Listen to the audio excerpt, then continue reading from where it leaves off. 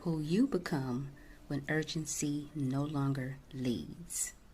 You stop reacting, you start responding, and you don't explain yourself anymore. You listen to your body and you trust your timing. You allow clarity to arrive instead of chasing it. When urgency steps down, wisdom steps forward. And tonight, you don't have to lead with speed.